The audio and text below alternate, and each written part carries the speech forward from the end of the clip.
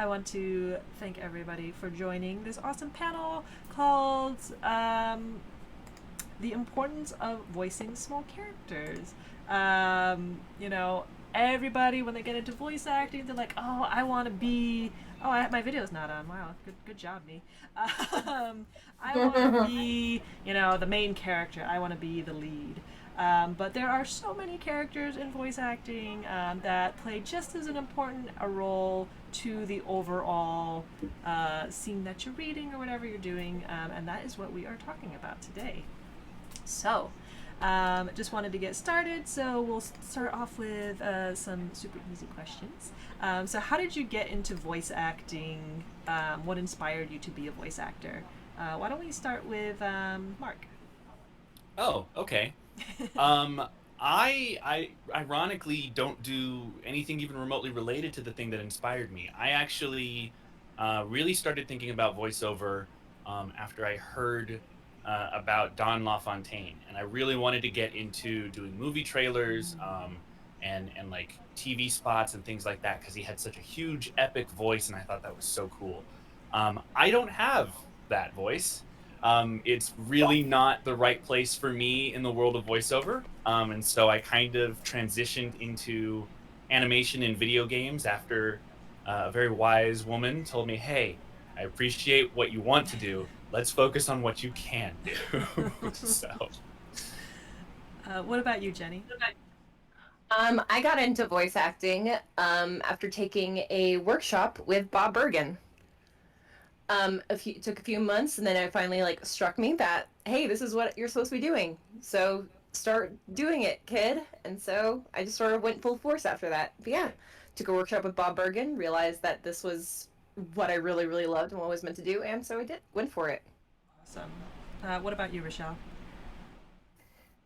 Basically, I was a huge weeb, still am, and I was like, oh man, how do I do this thing where people provide voices for these characters?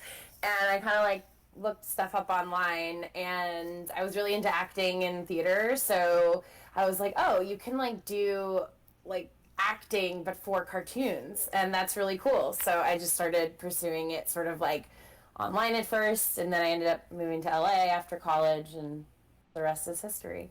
And what about you, Hayden? I also started in theater. I started in musical theater, and I thought theater was what I wanted to pursue. And then I took a voiceover workshop with Kathy Westluck here in Vancouver, and just fell in love. It was that moment of kind of being on mic. It was the love at first sight. It's like, okay, no, this right here is what I want to do. Then I did a bunch of other workshops, and I just dug my heels in and just really went to work. I was gonna go to school for sound design, got a week in, left, got my refund, and then just took a bunch of acting classes, and then wound up working in live action dubbing here in the city, and then moved to Texas, and then to LA, and that's me now. Awesome. All right. So, what was your first role? Um, why don't we start with you, Rochelle? My first role was Gundromeda in Heroes of New Earth, which is a video game. I think it's sort of uh, League, maybe? Question mark? League of Legends? I don't know. I've never played Heroes of New Earth, but that was the first thing I did. She was like a robot chick, which is weird because I don't normally do stuff like that. So, What about you, Hayden? My first role was Kiana in Honey Pop. That was my first. That was my first role. That's where we started. Hell yeah. Man, bringing it back. But yeah, no, that was the first one, and that game is horribly addicting. I love it. What about you, Jenny? My first role was this was actually before my Bob Bergen workshop. It was when I was in college. I was in a student film called Star Child that my friend Wei cast me in. It was my first week of freshman year. I saw a poster looking for voice actors. I figured, why not give it a shot? So I recorded an audition on my phone, and I got cast. Awesome. And how about you, Mark? My first role was in a radio play called Genesis Avalon. I forgot to turn my phone on. Sorry. That's very surprising. Very surprising. Wow. Yeah, I played a character named Martin Alvers. He shows up for 2 episodes and turns into a demon and dies. All So right. Happens to the best of us. Fun. that's a Yeah, good man. role, man. I love that. That's role. why the Metal Gear Solid noise came out. They're like, yes, that one. Yeah. Everyone always forgets that one because they've never heard of it. So, so you know, there's most people know of like, all right, well, we have the main characters, maybe we have some side characters, whatever. But a lot of people don't think about like the background characters, the ambiance for things like animation or even, you know, live action dubbing. So can you tell us a bit more about this? Like the terms that I've heard are Walla loops. What does it entail? What is its purpose? Like, you know, how often do you get these things? If you want to start, maybe Jenny. Well, Walla and looping is essentially the way that I kind of equate it is that in the on-camera world, there's people called extras. So they're the ones that sort of like fill out the world. They're the ones in the background so that it's not just like actors acting in a void where it seems like they're the only people on Earth. And so Walla and looping are kind of like the voiceover equivalent to that, where if they're in a scene and they're in like a cafe and everything, you're going to assume that you're going to hear people talking in the background or some murmurs, maybe some waiters talking or something like that. And so Walla and looping is where that comes into play. So they bring the actors in, and in this new COVID environment, we are all alone in our closets. But previously, it was like a bunch of actors on a soundstage all together with like one microphone, and you just start going for it. So there's some rules to Walla and looping that you have to follow. Like most of the time, no expletives, no brand names, no saying God. You have to be aware of what time period you're in, things like that. And you just have to fill out the background. And so have little conversations that make sense to the setting. So, I mean, like, if you're in a cafe, you're not going to be, like, talking about how hungry or, like, how you haven't eaten in hours, especially, like, if you have a plate of food in front of you. Like, if you're at the beach, you're not going to be like, wow, what a beautiful skyscraper. So you have to be aware of... Man, it's so cold outside. Yeah. Look, the sun. Exactly. Yeah. Exactly. So, and it's all improvised as well. So you have to be able to think on your feet. You have to be able to have convincing conversations because most of the time your stuff is going to get like mixed down a lot. So it's not going to be super like pointed out. But there is a chance that maybe like they do want at least one featured conversation in the mix, just as like they're panning past a character. And so you have to make sure it makes sense. And so yeah, that's Walla and looping in a little nutshell. And like looping is one of the most consistent best gigs that you can get in voice acting, and loop groups are extremely hard to get into. There's Those a are saying, cool clubs. yeah, there's a saying pretty much where like the only way that you get into a loop group is if someone dies. Which is pretty true from what I've seen. They're very exclusive to get into, and it's because they're great jobs. They work consistently. It's SAG pay, and yeah, And you have to be really, really good. Gotta be top of your game. And just to clarify, Walla, I believe, is shortened for with all actors. Yes. Yeah. So just for I will say that like one of the defining characteristics that I've at least noticed is that generally speaking, looping is really only used as a term when referring to live action work. So when you're doing ADR for live action, whereas Walla is kind of an overall term that can apply to both. Yeah, Interesting. Yeah. because Walla can also be sort of like mixed in. Like I know when I'm directing Rainbow High, sometimes if we have a little bit extra time, I'll be like, okay, let's get some like hallway Walla and just have someone be like, oh, I wonder what the test is gonna be, things like that. Whereas looping is like you're in for the day. Right. That's interesting. So is there, you know, you mentioned like looping is like really good.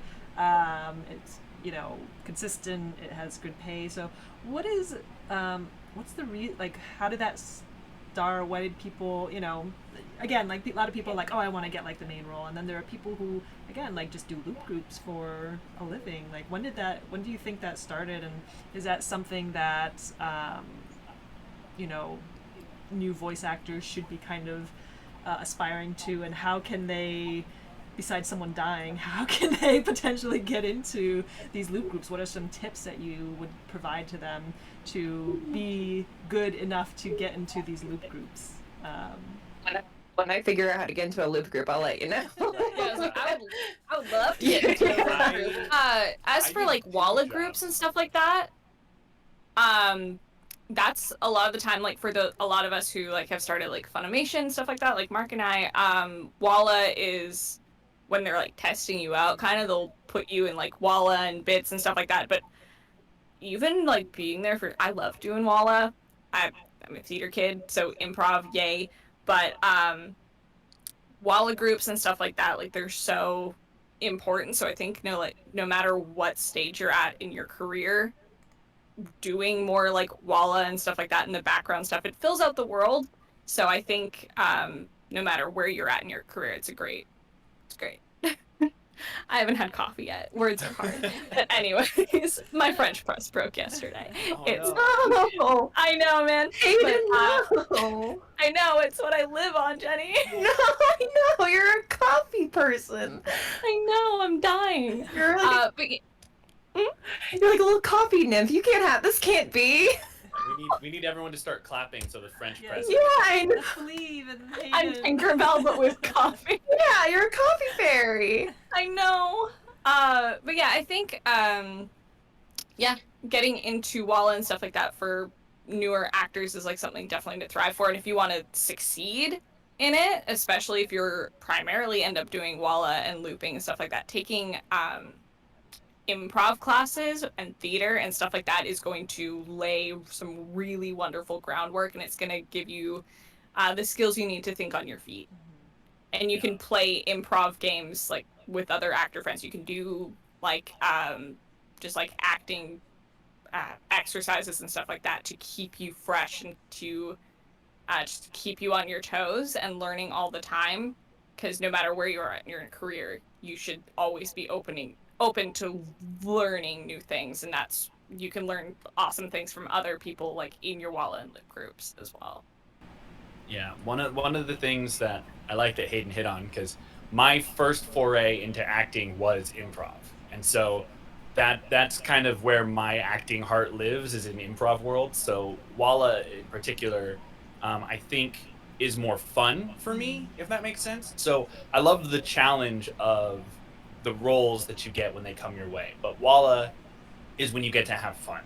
I think it's one of the few times in my career where I've been in the booth with other people, even in prelay, especially now. I mean, you almost never are in a booth with another person right now. And so for a lot of people who are coming from a theater background, who are used to playing off of other people or, sharing the scene with a couple of scene partners, you don't really get to do that frequently in voiceover. But in Walla, you do. That's when you get to have all those moments of, you're having a conversation.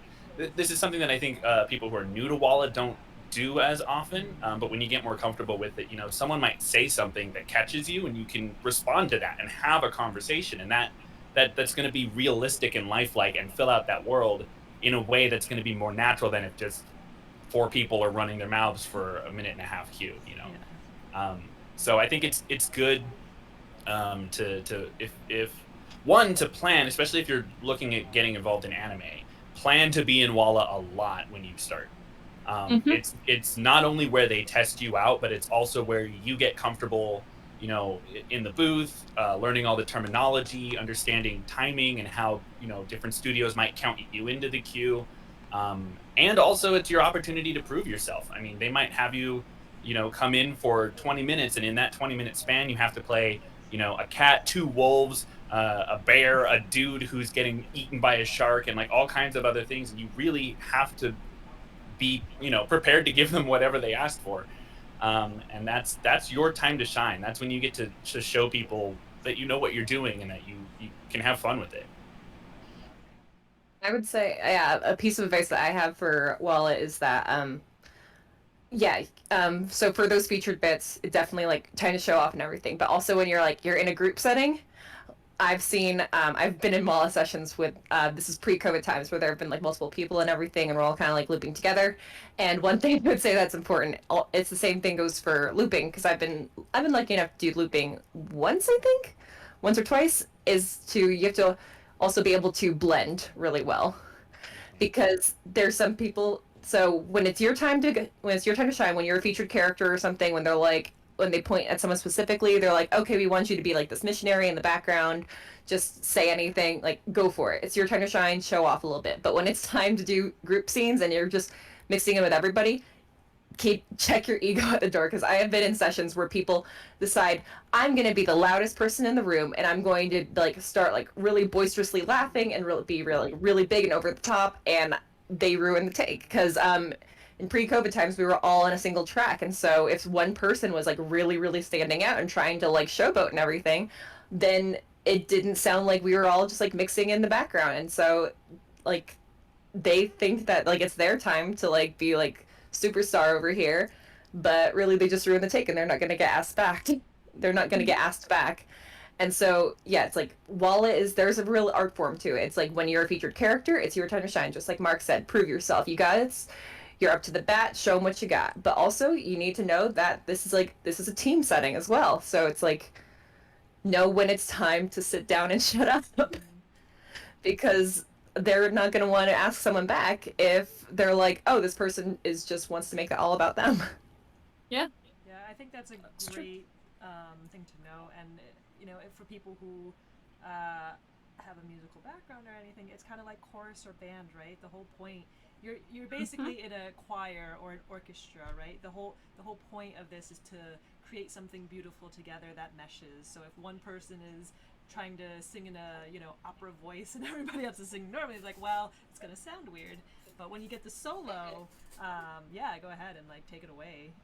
Yeah, absolutely. Go ahead, have fun, show off, show them what you can do. But also, like, there's a time and place for everything, and like Right. that's why like loop groups, like that's why they're always like the best actors. Like it's usually like people fresh to voiceover. They're not usually into the loop groups. Usually it's people like Bob Bergen and Bill Farmer and people like that. And it's because they know that they're reliable and trustworthy, and they're gonna be able to blend properly and be able to do the job. Yeah, and that's another really interesting point that you just made, where it's like, in the loop groups, they're like the best of best actors, which I feel like a lot of people probably have this preconceived notion that, oh, well, if you're in these background characters of Walla or loop, that must mean you're not that good, you're not that experienced. So I think mentioning something like that is great, just to kind of overcome this. If you're in a loop group, you've made it, basically, I guess. Yeah. Yeah. And I think as well, like the idea, it's an absolute cliche to say there are no small parts, but it's actually true, because a role wouldn't be there if it wasn't important. Nothing is there arbitrarily. Yeah.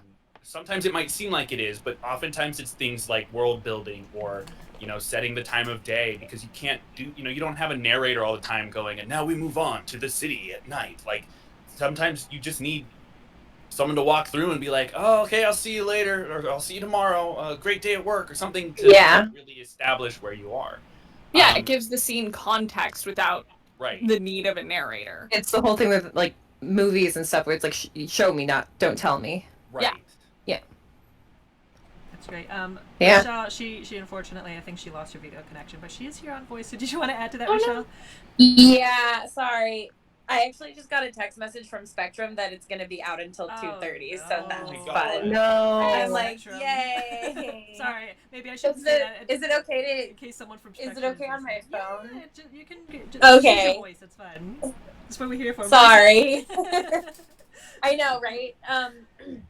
Yeah, I think I definitely, like, a lot of I know you guys were kind of talking about Walla and loop groups and stuff, and definitely, like, some of the first stuff that I did when I first was out here was a lot of Walla, and it was always, like, so fun because you're, like, in with a group, and you get to, like, play with everybody, which is, like, fun.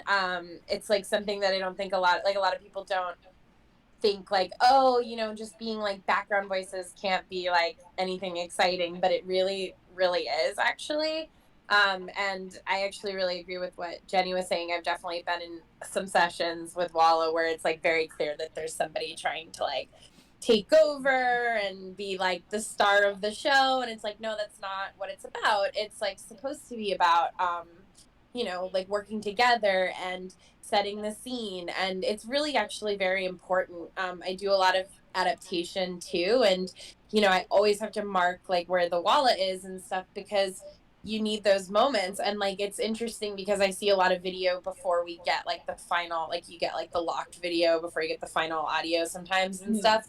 And there's a couple of moments where like I've gotten video where there's no Walla. You know, it like the background is empty for now because they haven't like finished all the audio. And it's always so funny because you can like see the people walking around and it feels so bare. So it really is so important. Like when you're actually watching something, it adds to the like immersion of it too. Like, oh, you're actually like in this place where people are like walking around the city or walking around an office, and it really adds to like the whole scene come together. Like you wouldn't necessarily think that, but when you watch something without audio, you're like, wow, this is really awkward. That reminds me of like those music videos without sound effects or without the music or whatever. Yeah. So it's like Yeah. somebody's like dancing in a hallway and you just hear shoes squeaking. Yes. For sure.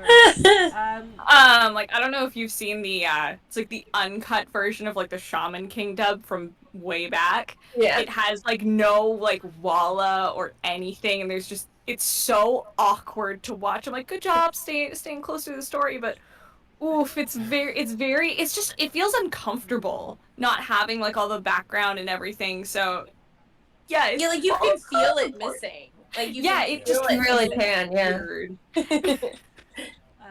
So you know, you mentioned before pre-COVID times you would all be in a room together and doing the Walla. So how is that working now? Like when you're in your home studio, like how's that happening? I did a session once where I ended up having to do some Walla tracks, and it was genuinely really awkward because it was like improvising with myself. Like there was like a restaurant scene and I just was like pretending I was on a date like by myself. It was like really funny, like kind of sad too, because you're just sort of like, oh, you know, you kind of like make up a scene in your head with yourself. So it was definitely interesting doing quote unquote Walla, because you just sort of like have to talk with yourself, which is really difficult actually. For me at least. It's a bit of a mixed bag right now. Yeah, because there you'll get the few ones where you have to make where you're just like completely alone in your session and you'll have to do Walla by yourself. But there's also like designated like additional voices sessions too. Like I've been in a few of those where it's like everybody's on together on IPTTL or Source Connect or Zoom, and you're all talking at once, but you're recording, but everyone's on a different track. And so it's hard because yeah, you can't really hear other people talking. You don't know what you're working against. Oh, here we go. Are we boring you? Yeah, just you, Mark. Just you. Oh, okay, that's fair. Okay. But yeah, it'll be like yeah, everyone's talking at once, and it's just like this wall of sound, and you can't really like often pick out other voices because you just have to keep going, and you just because if the director's like no, we need it wall to wall, or it's like okay, then just keep talking, do your best. But then also if they're like okay, this needs to be wall to wall, there can be pauses, you can let it breathe a little bit more. Then you can like sort of hear your other actors and what they're saying, and you can kind of like hope that no one else picks that actor to work off of. But yeah, it's usually it's very different now because like yeah, there's just no faces. You're not standing next to anyone, so you can't like make eye contact with them and be like, hey, let's work off each other. It's just a bunch of voices in a void screaming on their own individual tracks. Yeah, it's very odd, and it's it makes you realize that when you're in like groups, you can actually take like a breath between words and you don't just have to go the entire time. And that's such an instinct to do, or that like I've run into and talking to other actors. It's like if you're doing Walla by yourself, you're like, I'm just gonna keep talking and just I'm gonna word vomit for this however long this cue is, and yay. But if it doesn't need to be wall to wall sound, it can almost make the track sound awkward. So you have to really trust your director to be like, all right, you're good, or give it a little bit more time to breathe. But I thankfully where I live in North Hollywood, our neighbors, like, we're all kind of like our little bubble of little vaccination bubble of like we're all good. We've been able to do group Wallas. So going back, like being in Canada right now, going back to doing like solo by myself Wallas has been very weird because I did it and then got to do group wall again, and then I've had to go back to doing just solo wall. I'm like so alone and dark in this closet. Yeah. That boy's broke. So, eh. I live with 2 other voice actors, so it hasn't happened frequently, but we've had a couple of opportunities to have 2 or 3 of us in the booth that we have here in the house at the same time, and that has been so awesome after a year of, you know, because like they said, it's literally like you record 2 or 3 passes by yourself and hope you can remember what you did in the last one so you can react to it in the next one. Yep. Yeah. So kind of moving off the Walla stuff, we're kind of going into smaller roles. So, you know, again, like I mentioned, so many voice actors and actors in general, I think, dream of getting, I want the lead role, right? I want the most lines. I want to be the main character. But there's plenty of, you know, smaller, cool roles out there. So why do you think people should try out for these smaller roles? Like, what is the benefit of these small roles? I don't know that it's necessarily a try out kind Yeah. of thing. Yeah. Those roles you typically don't audition for. Those are usually, you know, you get brought in to play anywhere from 2 to 6 of those characters in a session. I think if that's something that you want to do, I think it is more important that you just have a good way to demonstrate your range of character. Not and that's different from your vocal range. Being able to play different characters is extremely important for a character actor. Having a greater vocal range will help you get more opportunities to do that, because that means they can put you in the same episode and it's not going to just sound like the same person every time. But when you're starting out, and if you don't have that range, being able to act as different characters is so much more important, because that means they can put you in episode 1 as the bus driver, and then in episode 3 as the guy who gets, you know, he wins the lottery or whatever, and you can play those characters. And, you know, even though the audience, for some really eagle-eared listeners out there, are going to know it's still you, for the sake of the world and the production, it's going to be 2 completely distinctly different characters, and that's extremely important. Mm-hmm. And honestly, it's those little characters, like we were saying earlier, that fill out the world. So it's important to have those there. And I think it's something to remember, is every even little character, that's a different opportunity to act. That's kind of like my stance on it. I'm like, cool, I got to be a kitty, but I also got to be this crazy lady running down the street, but I also got to like flirt with this guy and this girl. Oh, crazy day. And then I was a kitty again and my head exploded. It's like you get to do all these crazy different things, and it's an opportunity to just play. I think like bits and Walla sessions are so fun because they're just playtime. I love playing like bigger characters and just having like getting to know them and really going on that journey with that character over a series is super fun and so rewarding. But it's also fun to be the crazy lady running down the street. It's all an opportunity to play within this craft that we love.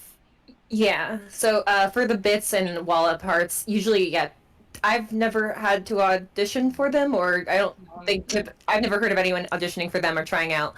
But usually it is an autocast kind of thing where also you just like get an email. They're like, hey, we want to bring you in for additional voices, or you can cast as a couple different parts, things like that. And I'd say that like I've heard of some people being like, oh, they just brought me in for additional voices again. I'm like, no, that's a good thing. That's still a day that you're getting paid. And honestly, they trust you enough to be able to show off your range and be different characters. Like, it's a really big deal. Like, I've heard people kind of like shrug it off and be like, oh, well, it's just additional voices. I'm like, no, it's not just additional voices. Like, that means that they trust you enough to like be all these different characters. They trust you enough to be professional, to be able to do this, be able to like pull a bunch of voices out of your like tool belt. And also they like that means they like and trust you enough as an actor. And so if you want to do additional voices, I think honestly the best thing you can do is just be very professional and nice to everyone, because like they're not going to bring in someone for additional voices who's like a jerk. Like they don't want to spend time with them like that. Like yeah, so if you want to be in additional voices, just be a good person and be professional. And I think too, that's sort of like it leads to more stuff too. Like sometimes it's like I don't want to say it's like a test, but I think that sometimes they'll bring you in as like, you know, smaller parts to get you started and see like, oh, can they take direction? Do they work well with like a director and an engineer? It's kind of like a good starting point to see like how you work if you've never worked with the studio before, rather than like bring you in for like a main character that you're on for like, you know, 24 episode series, and then they have to work with you for 24 episodes and it's like not working out, you know? Like I think it's an interesting way to like kind of show off what you can do to people that you haven't worked with before too. Like again, like you guys were saying, like if you're voicing multiple characters, it's cool to be like, look at all the stuff I can do. Like I have this like wide range, and it's like it can be impressive in a way too. And like so you get to like show off your stuff, but also have this wonderful like expression of getting to be all these different characters. And I think sometimes too, like it's cool to just be involved in stuff. Like I mean, I really love Persona, and I did additional voices for Persona 5, and that was like such an honor because I was like, oh my god, it's so cool that I like got to be a part of this thing that I love. And it didn't really matter to me like that I wasn't like, you know, one of the main people or whatever. It was just like, oh man, it's so cool that like I got to be in this thing. And like one of my best friends is one of the leads, and we had like a scene together because I was like this girl that was just like really mean to her, and so we always joke about it like, oh man, remember that time you were really mean to me in Persona? And it's like it doesn't matter that I was like tall girl A. It was like still really fun and funny, and like it's just been like a cool thing to have said like, oh, I got to be a part of this. So it's sometimes it doesn't even matter if you're like just like a random character versus like the lead. You still get to have like a really cool time and be a part of something. One of the people I want to highlight who is, in my opinion, probably one of the greatest bit parts actor in the voiceover world of all time is D. Bradley Baker. He has more credits, I think, than anybody in the world in voiceover. And a lot of it is like, you know, creatures and background voices and dudes who blow up in the background that like the characters don't have names, you never meet them, they don't have super intense backstories, but everyone knows who D. Bradley Baker is. I think there's this idea that like unless you get 1 or 2 or 5 ongoing lead roles, no one's ever going to know who you are. And if that's your aim, you're probably doing this for the wrong reason. Like you should be in this because you love to do it. And that's how D has always approached it too, is that, you know, they can bring him in and say, hey, listen, we have this weird space alien. It's about 3 inches tall, and we need you to inflate and explode. And he goes, cool. And he does it, and that's it. He doesn't, you know, there's no big deal about like, no one's ever going to know that space alien that exploded was me, and how I'm a failure as an actor. Like, no, you're there to do the job and have fun with it and help, like Rachelle said, be involved in you know, productions and worlds that otherwise you might not have had the opportunity to. You have to take each one of those small roles and really own them and really have fun with them and let the work be, you know, what you pride yourself on, not whether people know who you are. Mm-hmm. And I fully agree with that. It's like what Rachelle was saying. I'm like, I did a buttload of bits in Fruits Basket. I'm a huge Fruits Basket nerd. And I'm like, you'll never know it's me. But I bullied Yuki once, and I like talked mad smack, and then I was like over here being a real cutie. It's a good time, and I'm like I love doing bits. I love doing bits, and then just being able to be like, yeah, I got to be in a production that I really care about, and I'm there. You'll never know, but I'm there, and for me, that makes me really happy. So I'm right there with you, Rochelle. It's like I did it.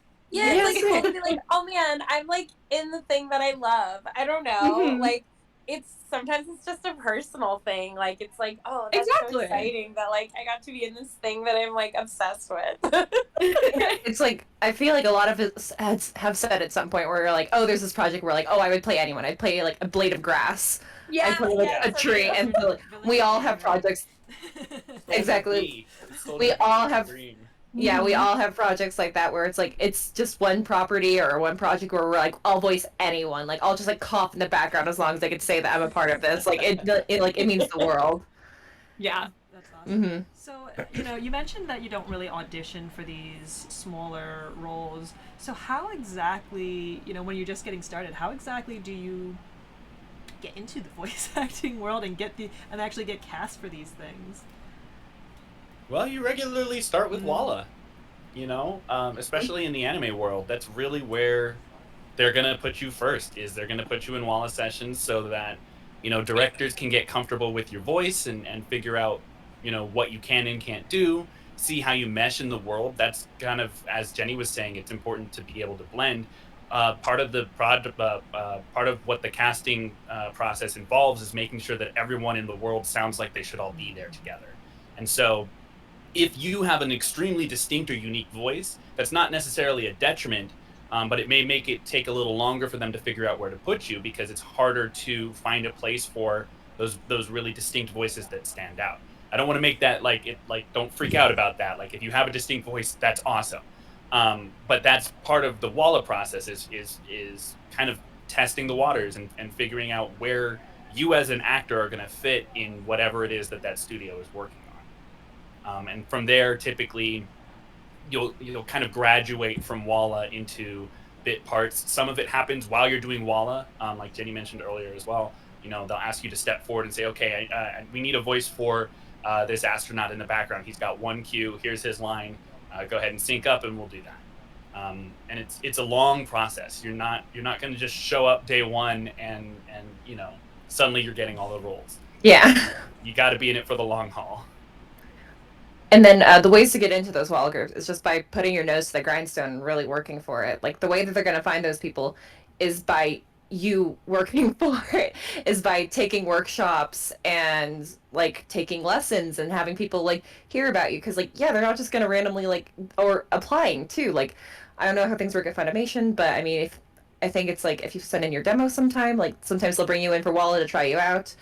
But in LA, it's like, sometimes that happens, but mostly it's just like take a lot of workshops, do a lot of work. Yeah, LA is definitely like take classes and then you meet people and then they're like, hey, like you were in this workshop, come do like random stuff for me, and it's like, okay, cool. That's it's getting into Walla is a really good way to get your foot in the door because it teaches you to work really, really hard because no one is ever going to just like hand you something because they're like, no one's ever going to hand you something. Yeah, you got to work for it. I mean, there's so many people who want to be voice actors, right? Especially, I'm sure, in the major hubs like Los Angeles or New York City, or Texas, for example, since Funimation is down there and Rooster Teeth. So it's really important to kind of put in the effort because everybody else is putting in the effort. It's a lot of making sure that the right people see you and that when they finally decide to take a chance on you that you're ready for it. We always, I think, probably all of us, but I can say for me specifically, the first time I work with a director is always the most nerve-wracking because they don't know me personally, they don't know how I act, they're already taking a risk as far as they're concerned in bringing me in on this project. So that's when I'm usually at my most nervous. If I'm working with you for the first time, I will probably be significantly more professional and like plank of wood. I am a human actor here to do job kind of person. The second session will be a lot more chill, but the first one is always going to be that difficult thing because I want to make sure that you feel confident that the decision that you made to bring me in is going to be a rewarding one, and that I want to acknowledge the risk that you took by providing exactly what you're looking for. Absolutely. You're always on your best behavior in the first session. It's so true. Like you want to make a good impression and stuff too. Like you don't want to come across as unprofessional. Absolutely. yeah, like don't like I know that like I've heard some stories of people they get brought in for bit parts and they all like automatically like walk in there with an ego. It's like, oh yeah, you're lucky to have me, and they like won't take direction. They're really cocky the entire time, and it's like, guess who doesn't get brought back? It's like, I wonder why I'm. No, I am not working. It's like, well, you might be her. it might be hard to work with. Like, there's a reason for the saying. It's like, show up, show off, shut up, get out. There's a reason for it. It exists. You go in, you do your job, you be pleasant, you thank your engineer. Thank your engineer. Yeah, always Thank your engineer. Because they are doing so much work, especially when it comes to ADR. Because my God, those boys are wizards. I say boys as in BOIs, like everybody. But Gender neutral boys. The gender neutral boys, man. From home, and we all had to. I was just gonna say with the recording. Yeah. Like, Oh yeah. What a learning curve. Oh. Yeah, I can't tell you how That was a thankful I am for Yeah. good engineers that like have been so understanding during the pandemic. Because like My I've definitely God.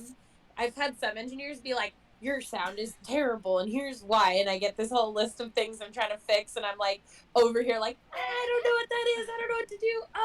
And then I've also had, you know, like the people that are like, oh yeah, like it's fine, it's cleanable, we got this. And I'm like, man, you are champions. Awesome. The best an analogy that I like to think of it is like every episode, like every project that you work on, whether it's like an episode or a podcast or a movie, it's a bunch of people trying to build a house together. And actors, we're tools. We're means to an end. So we are a tool that people need to use sometime. And it would be if you're trying to build a like, no, I know what I'm doing. It's like, The Matrix. Yeah, okay, I thought that was. Oh, no. No, I was like, my Wi-Fi Music is out. okay. I mean, Spectrum. You know, I bet she's on Jenny. Spectrum. Oh my Probably. As am I. So my bad. Oh no, Jenny, I'm sorry. You're breaking up. Oh, there. there she goes. Oh man. I don't know if it might be better to turn off the video. Maybe the audio would work better there. Oh, you're I back. think. Oh. I think you're back. Yeah, you're You're back. back? Okay, yeah, okay. Yeah, I was Yeah, there you go. okay, cool. Yeah, I was saying, I was like, it'd be real weird if a hammer turned back at you as you were trying to drive in a nail and be like, no, I think I know what I'm doing. I don't need you. Like we're trying to work together on a thing. Like we're trying to work together on a collaborative project. So like, don't be a jerk. Yeah, Just and we're all working I on think a that's game. just general life work advice, right? Like, you get hired for a new job. Nobody wants like a newbie who's like, hey, you know, we do it this way. Oh no, I don't think so. You know. I think in the acting world, and especially in voiceover, there's a weird balance that has to be found because, realistically speaking, by the strictest of definitions, we are all replaceable. The best jobs are going to be the jobs where you don't feel like you are, where the directors, you know, are boosting you up and saying you're doing a great job. We're really lucky to have you on. We're really happy you're here. You're doing great work. But at the end of the day, if anything happened and you couldn't be there, they would have to find somebody else to do it. So if you're the hammer that's constantly talking back, you're getting thrown out for a new hammer. So it's you have to, you can't. We all have a little bit of egotism. You kind of have to be an actor, but it's important to know like when to turn that off and do the work. You can't fight the architect on the design of the house. Like you can't even see the house. You're working on one window pane. I'm just running with Jenny's analogy at this point, but like it's a good one. I really like it. Yeah. Yeah. For sure. Awesome. I was right. So one of the interesting things too, and I think is important to just reiterate, you know, is just this idea that your Walla is basically your audition for future roles, is what it seems like. Your Walla, your bit parts are kind of like an audition in a way for them to be like, I think he could potentially work for this. Oh, I kind of like this guy. He has he can do all these things. Or like this woman, she can do like these other things. So it seems like every step, besides just sending in your actual audition, like every step of the way is kind of an audition in a sense. Everything builds on each other for sure. Yeah. I recently worked on a project where like I auditioned and I was like, cool, you read for like your main parts as like audition sides tend to be. It's like, here we're gonna throw in a couple characters and then we can throw you other places. And they brought me in for like bits and Walla because they're like, we really liked what you did and it was really solid. So then I knew that I could use you as like bits and like these other characters that would feel very natural and help build out the world. But I needed people who could bring their A game, and you did that. So that's why you're here doing bits. So then because I know I can trust you. So that just really like drove home. It's like, this is a very important part of building out like a project and making it sound good. You need people who are willing to be there and ready to bring their A game, even to that little girl on the street or someone in a cafe. Like, you have to be willing to just step up every step of the way. You are constantly auditioning, even when you don't know that you're auditioning. Yeah. Mm-hmm. Like, even in classes and stuff, sometimes you, like, end up in front of, you know, certain directors and stuff in a class, and, like, it's a learning experience, yeah, but also sometimes it's, like, you might hear from that director being like, oh, yeah, you were great in this class, you know what I mean? Like, and even if it's not, like, and that doesn't necessarily mean that you have to go into a class thinking, okay, like, this is an audition, but, like, there is a level of like, even just if you can show off that like you're willing to take direction, like if you don't do the perfect read and then they direct you into something and that they really like, that's just as good too. Like, so I mean, I don't want to like tell people like, oh, take a class and make sure you are perfect when you do your first read, because it's not that necessarily. It's more like, oh wow, like you did something really cool and then like you took direction really well. And so like sometimes even just classes can be a way to sort of be like, hey, we want to give you like, you know, these smaller parts and see if you can like do that too, and then you kind of like can slowly keep building and building from there. Mark, you were saying? Yeah, I was just gonna say that you also have the opportunity to be cast based on auditions you sent in a while ago. I had something come up where it was 2 years later. And they brought me in and they were like, okay, so we've got a reference for you. We're going to go ahead and play this. And I was like, I didn't audition for this role. What reference do you have? They played me an audition from 2 years prior. And that was the reference they wanted for me to play that character. And I was like, wow, you guys held on to that for that long? That's a really long time.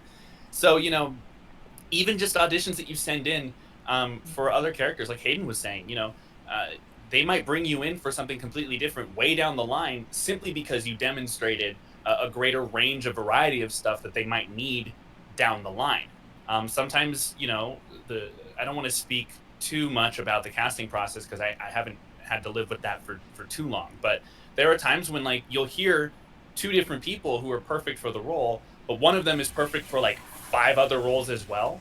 And that's the person who ends up doing those bits in Walla, because you can count on them to you know, like Hayden said, bring their A game and play all those roles willingly and efficiently.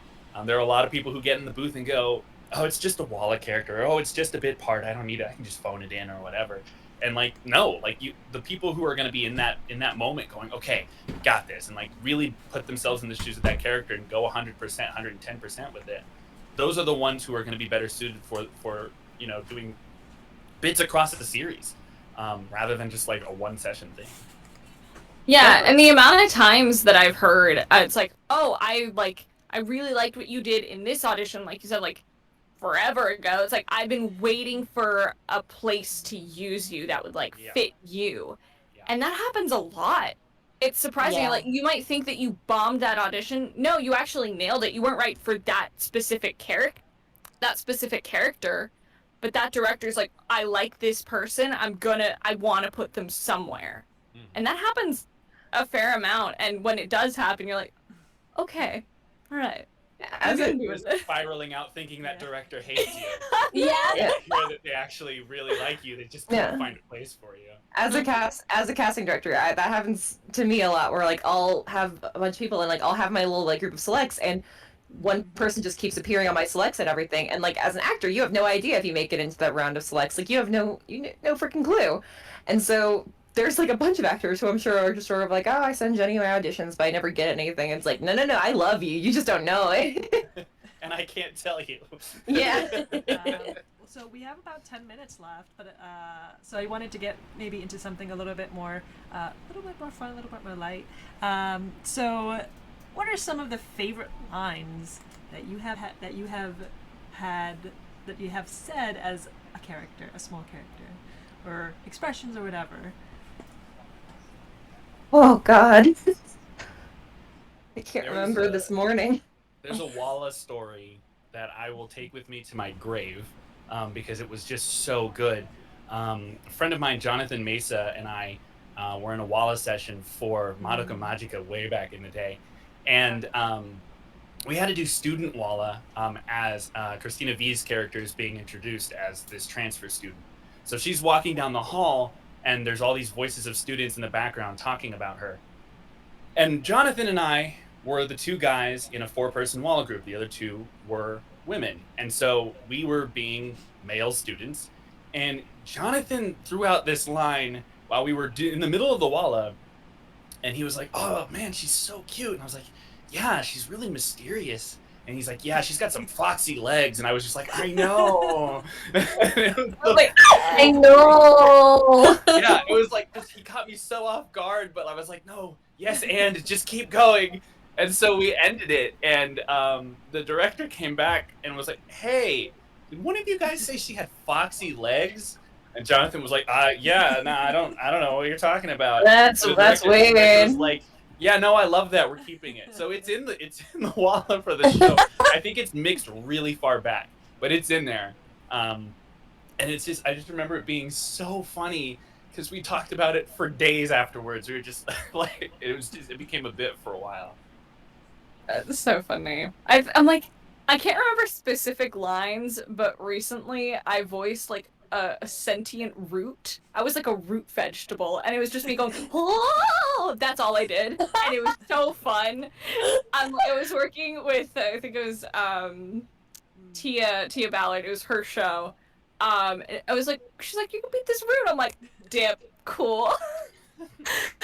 That's all I've ever wanted. I just want to be a sentient root that makes like ghost screams. Really same. That's just like my life aspiration. Not even voice acting. That's just like what my end game is. I want to be. I want to stop being a human being. I just want to be a root. I just want to be a root. Be a little root boy. It was a good time. I was like, that was a good time. I stepped out of the booth and is recording it here. I looked at my friend who engineers for me. I was like, well, we worked very hard today. We did good. We did good. We got to the root of the problem. I'm gonna go drink copious amounts of coffee and go edit D&D. I'll talk to you later. I think another one I really enjoyed, there's one of the OVAs of that time I was reincarnated as a slime. I got to play a sumo wrestling wolf. Hell yeah! But they wrestle with their butts. Hell yeah! So there's just this one shot of two wolves trying to push each other out of a circle with their butts, and I'm one of those wolves. One of my, I remember one Walla thing. So I was in the Walla for Kuriko's basketball, and there's this scene where they're all trying to get like the one sandwich, and it just like the Walla session devolved, and like it was a bunch of us on a Zoom call together, and all of us just like ended up being like, "We need the meat, give us the pork, give us the meat, give us the meat." All of us just like screaming that because we were just like so desperate to get the sandwich. And then this one was not a professional Walla session, but this it's one of my favorite stories of all time. It was when I was taking a voice acting class over at Bang Zoom, and they were actually teaching us about Walla. And one of the other students there, we were dubbing a scene from like I think the Count of Monte Cristo, and so we were all a bunch of like rich people at a party and everything, and we were all like doing Walla, and all of a sudden like. So the direction that Tony Oliver gave us was like, "Okay, you guys are a bunch of like aristocrats at a fancy party. Just go with that." And all of us were like, "Okay, yeah, sure." And then like we start going. We're about like a minute in. All of a sudden, the engineer like comes over the comm. It's like, "Wait, no, stop! Someone in here just said crab cakes like 5 times in a row." And this girl just goes, "I'm sorry." And I think about her every day. And if you're out there, I miss you, and I hope you're doing well. I miss you, crab cake girl. Please be my friend. Oh my gosh. I can't think of specific. I do. Okay. Well, there was one Walla session where it was like one of the. I was actually interning at Bang Zoom, and they were like, oh, we need like 1 or 2 more tracks of Walla for this like scene in, I think it was Lagrange, that like random like mecha show. And they were like, hey, can you like come in? Because they knew I was like interested in doing like voiceover. So it was me and just the engineer. And he was like, okay, we're just going to do like a quick little thing. I said, okay. And it was like one of those like school festival scenes where like, you know, like they have like the little booths set up and people are like selling stuff. And I was like, yes, please come try our world famous freshly baked bread. And the engineer thought that was like the funniest thing ever. Like it wasn't even really that outlandish, but he just was like, where did you get that from? And I was like, I don't know. My dad really likes bread. And then that was like the whole, and like he wouldn't let me live that down for like the rest of my internship. It was like really funny. It was like so silly. Yeah, I feel like that was probably one of my favorite Walla session stories. I mean, I had a lot of really like, I will say, like I mentioned earlier with the Persona 5 thing, it was really funny to like be really mean to Erica because she is one of like my favorite people. So it was so funny that I was just like, you can't sleep with us at the sleepover. Like it was so funny. So like I think it's fun to have like those little things. You end up with a lot of like running jokes. Yeah. You do. Someone will say something in like the first 10 minutes and, you know, an hour later people are still referencing it. It's so true. Also, so we have 3 minutes left. Does anybody have any questions? Please put them into the chat. Oh. I have a question. Jenny, where did you get those headphones? Razer, baby. Yeah. I'm a elite gamer, as the kids say. I know all the pro gamer moves. I thought I was cool with my purple headphones, but you have the cat ears. I got shown You can, up. like, Hell yeah, I'm the coolest kid in school. Put it on there. They sell like they sell like attachable cat ears that you can Yeah, put on they the do. purple one. Yeah. Huh. Might have to look Jenny, I into have those same headphones too. I just Nice. Somebody has them. a question, Jenny. I love Jenny, these things. can you say you're my little pog That's me.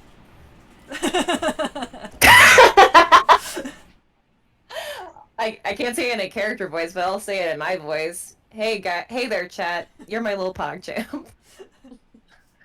I hope you clip that and play that when you're feeling down. it. I hope that's someone's ringtone now.